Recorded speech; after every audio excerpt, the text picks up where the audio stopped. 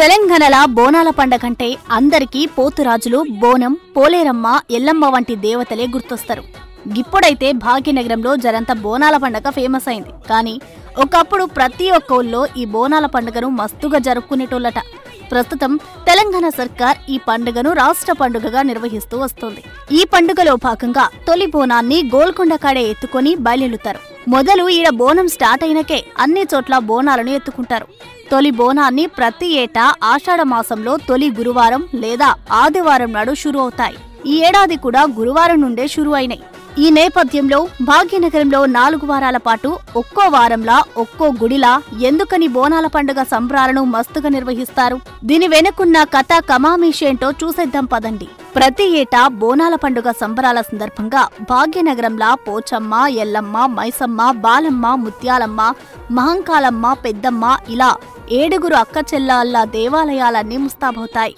ముందుగాల గోల్కొండలో ఉన్న జగదాంబిక అమ్మవారి ఆలయంలో తొలి బోనం ఎత్తుతారు. ఆ తర్వాతే ఇతర ప్రాంతాల్లో బోనం ఎత్తడం షురూ చేస్తారు. ఆషాఢ మాసంలో వచ్చే ప్రతి ఆదివారం, గురువారం రోజున బోనాల పండుగ సంబరాలను మస్తుగా జరుపుకుంటారు. బోనం అంటే భోజనం అనే అర్థం. అమ్మవారికే సమర్పించే నైవేద్యాన్ని బోనం అంటారు. ఈ బోనాల పండుగను దాదాపు 1000 ఏళ్ల సంధి జరుపుతూ ఉన్నారు. చరిత్రను పరిశీలిస్తే కాకతీయ రాజులలో ఒకరైన ప్రతాపరుద్రుడు గోల్కొండలోని శ్రీ జగదాంబిక ఆలయంలో బోనాల సమయంలో ప్రత్యేక పూజలు చేసినట్లు పెద్దలు చెబుతారు. ఆ తర్వాత వచ్చిన ముస్లిం నవాబులు సైతం ఇక్కడ పూజలు జరుపుకునేందుకు పర్మిషన్ ఇచ్చిండ్రు. అంతేకాదు భాగ్యనగరంలోని జగదాంబిక అమ్మవారి అతి పురాతన ఆలయంగా ప్రసిద్ధిగాంచింది. అందుకే ఇక్కడ తొలి బోనం షురు అవుతుంది. రెండో బోనం బల్కంపేట రేణుక ఎల్లమ్మ గుడిలో ఎత్తుతారు. 3వ వారం సికింద్రాబాద్లోని ఉజ్జయిని మహంకాళి ఆలయంలో ఎత్తుతారు.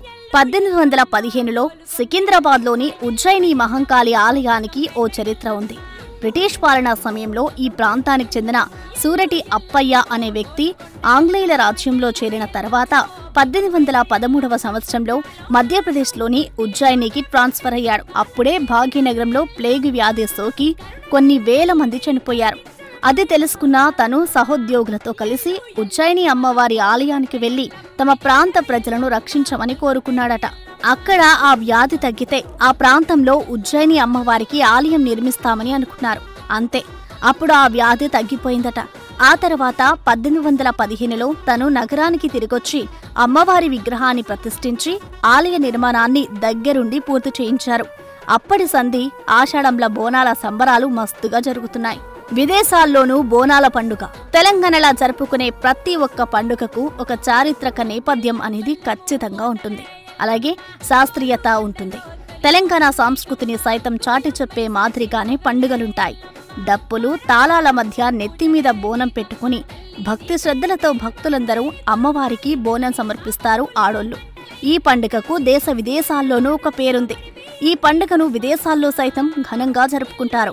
ఆషాఢ మాసంలో కొత్త జంటలు కలుసుకోకుండా ఉండేందుకు గల కారణాలేంటో తెలుసా? ఆషాఢంలో అమ్మవారు పుట్టింటికి వస్తారని చాలా మంది నమ్ముతారు.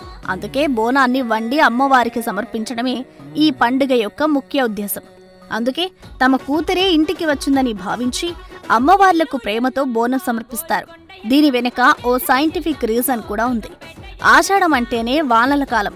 ఈ కాలంలో ఏవేవో రోగాలొస్తుంటాయి. అవన్నీ రాకుండా మా పిల్లల్ని సల్లంగా సూడు తల్లి అనే అమ్మవారిని కోరేందుకే ఈ బోనం సమర్పిస్తారు. బోనంలో భాగంగా మట్టి కుండకు చుట్టూ పసుపు పూస్తారు. మొత్తం వేపాకులు కడతారు. ఇలా చేయడం వల్ల బ్యాక్టీరియా, వైరస్లు నాశనమవుతాయి. మన ఆరోగ్యం పైలంగా ఉంటది. బోనాల పండుగ అంటే బోనం తర్వాతే ప్రతి ఒక్కరికి గుర్తొచ్చేది పోతురాజు. పురాణాల ప్రకారం 7 అక్క చెల్లెల అమ్మవార్ల తమ్ముడే పోతురాజు. ఈ పోతురాజుతోనే జాతర సంబరాలు మస్తుగా షురవుతాయి. ఇక చివరిగా బోనాల జాతరలో చివరి రోజు ఘట్టం చాలా ముఖ్యమైనది. సోమవారం తెల్లవారుజామున మాతంగీశ్వరి ఆలయం ఎదురుగా వివాహం కాని ఓ స్త్రీ వచ్చి మట్టి కుండ మీద నిలబడి భవిష్యత్ చెబుతుంది. దీన్నే రంగమంటారు. ఇలా ఆషాఢ మాసంలో మొదటి ఆదివారం ప్రారంభమైన బోనాలు 4 వారాల పాటు తెలంగాణ రాష్ట్రంలో ఎంతో ఘనంగా జరుపుకుంటారు. చివరగా ఏనుగు మీద అమ్మవారి విగ్రహాన్ని తీసుకెళ్లి మూసీ నదిలో నిమజ్జనం చేస్తారు.